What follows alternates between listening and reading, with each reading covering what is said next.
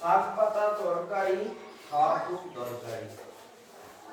শাক পাতা তরকারি খাওয়া খুব দরকারি। এটা সবজি খাসনি হাত তো লাগে সত্যি সত্যি এটা সবজি খাসনি সত্যি সত্যি বলে দে যে আমরা সবজি খাইনি। রাত্রে খাসনি রাত্রে খাসনি কেন?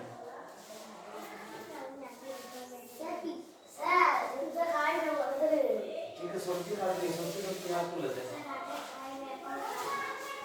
আচ্ছা সবজি না খেলে এই শাকসবজি না খেলে আমাদের শরীরের পুষ্টির একটা বড় অংশ পূরণ হবে না। তখন কি করতে হবে? ওষুধ খেতে হবে, নাহলে চেহারা শক্তিশালী হবে না, বুদ্ধি খুলবে না। বুঝলি? এক কথায় হলো এটা হচ্ছে পড়ার মানে, গোটা গল্পটার এটাই হচ্ছে মানে এক কথায়। ঠিক আছে, ওই গল্পটা কি বলেছে একটু দেখি।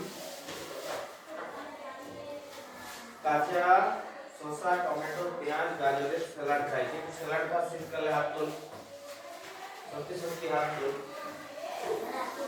স্যালাড খাস? স্যালাড খাওয়া খুব ভালো জিনিস। স্যালাড মানে কি?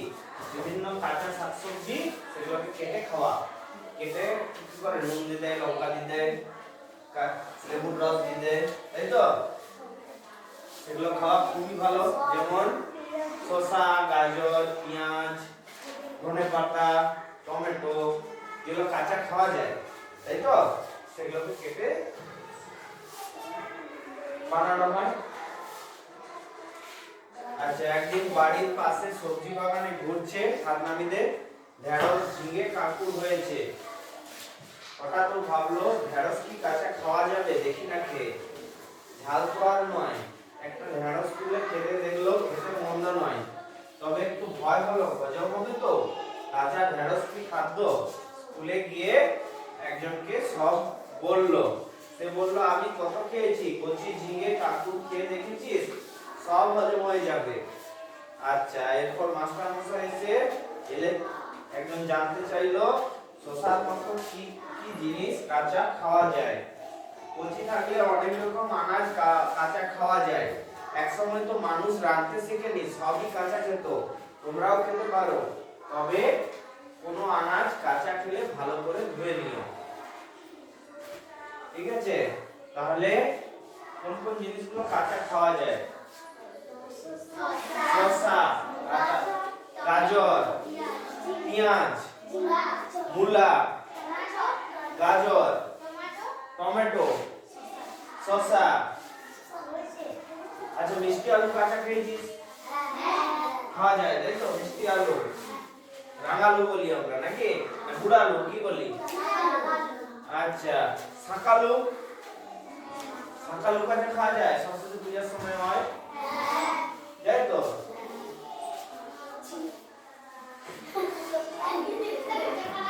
হ্যাঁ হ্যাঁ মটর কলাই কাঁচা খাওয়া যায়।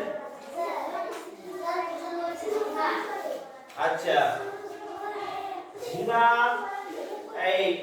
ঝিঙা পটল কুমড়িটাও কাঁচা খাওয়া যায় নাকি?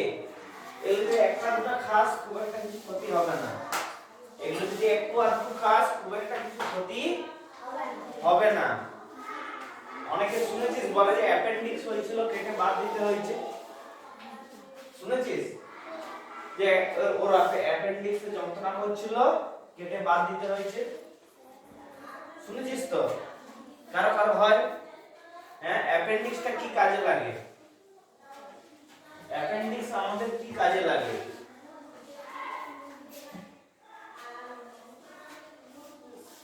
বলবো?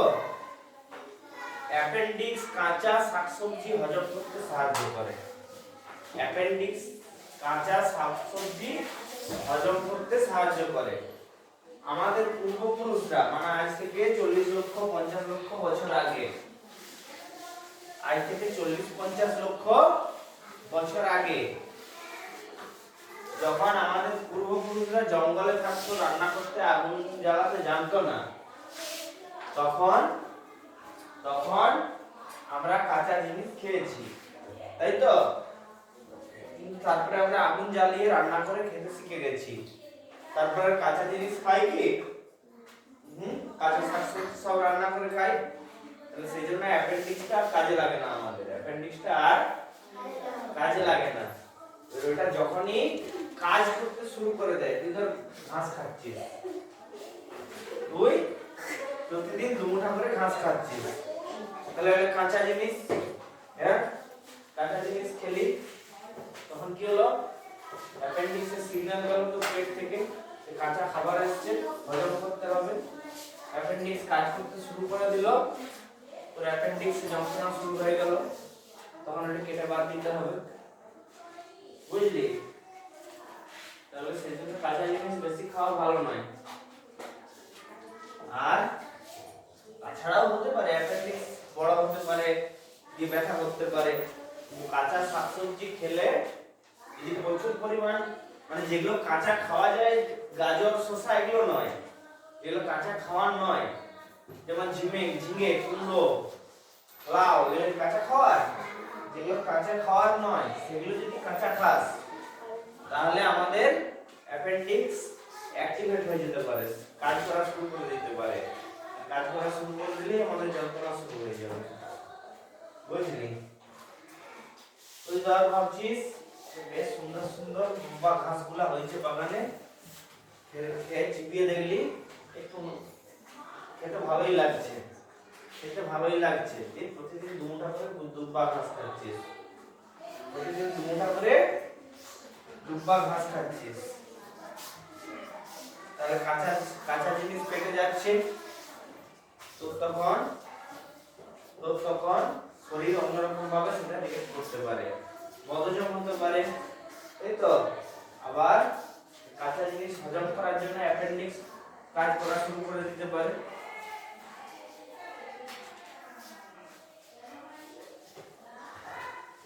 ঝিঙ্গা কাটার আগে যদি তিতা কিনা একটু চেখে দেখে, একটু কেটে ওইরকম একটু খেলে কোনো ক্ষতি নেই, ঠিক আছে?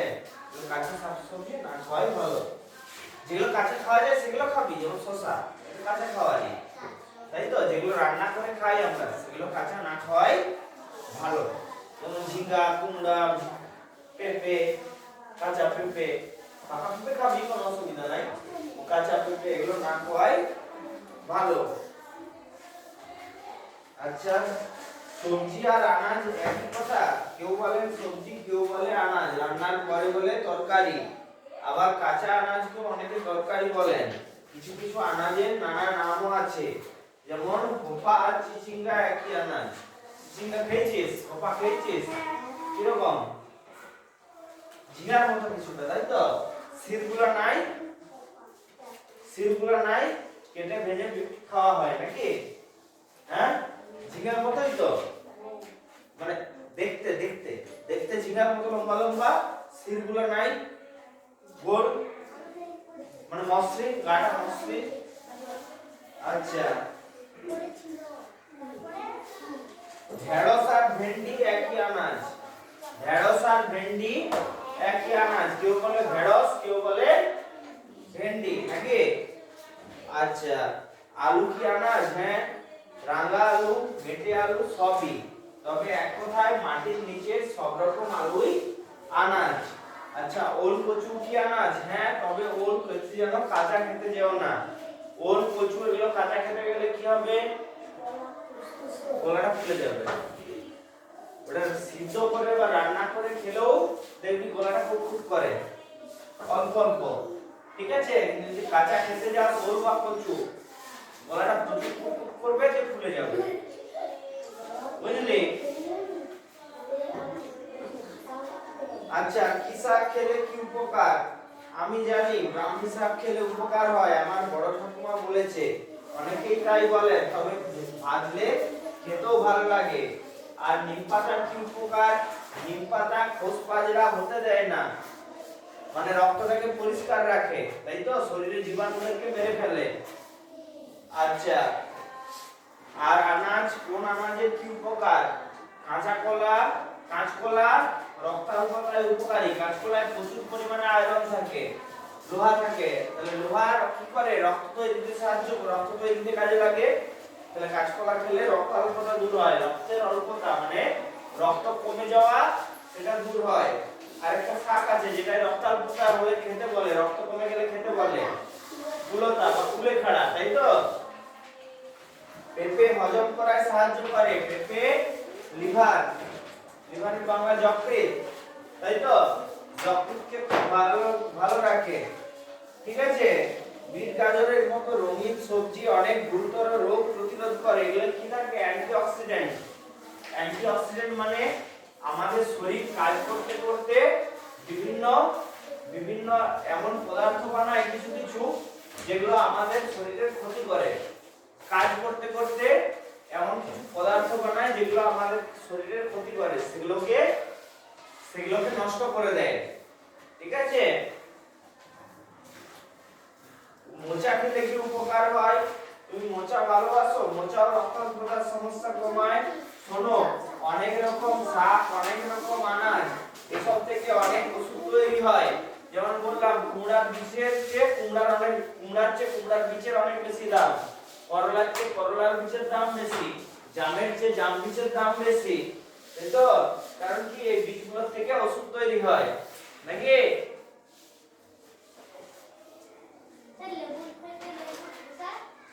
লেবুর থেকে লেবুর খোসার দাম বেশি, এসব থেকে অনেক ওষুধ তৈরি হয়। সব কি আর আমি জানি? এসব নিয়ে বাড়ির বড়দের সঙ্গে আলোচনা করবে, তারপর স্কুলে এসে নিজেরাও নিজেদের মধ্যে কথা বলবে। আমাদের পাড়ার নরেন দাদু তো কবিরাজ, সবাইকে শাকসবজি খেতে বলেন। ওকে জিজ্ঞাসা করব, তাহলে আরো ভালো হয়। অন্য চেনা ডাক্তারের সঙ্গে কথা বলতে পারো। যে কোনো ডাক্তার বাবু বলবে যে বেশি করে শাকসবজি খাবে, নাকি? বেশি করে শাকসবজি খাবে, শাকসবজি খাওয়া খুবই ভালো। আচ্ছা, শাক পাতা আনাজের নাম, খাওয়ার কি উপকার? সবটা করে নি, বল। প্রথমে কি সবজি বলবি? ব্রাহ্মী শাক।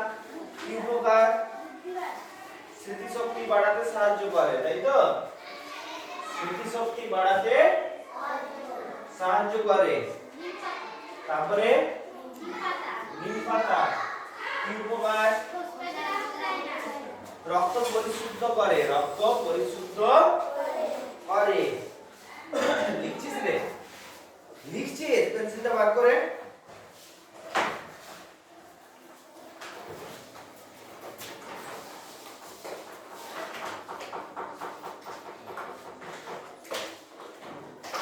এই ক্লাসটিতে মেয়ে ছিলাম বলে একটু পড়াশোনা করে, বেটা ছিলাম বলে তোরা পড়াশোনাই করিস নাকি? করিস? বেটা ছিলাম বলে পড়াশোনা করিস? সব বলে দিচ্ছি তবু লিখে নি। ওটা হলো স্মৃতি বানান দন্তস্বয় ময় রি তয় হস্যি। স্মৃতি।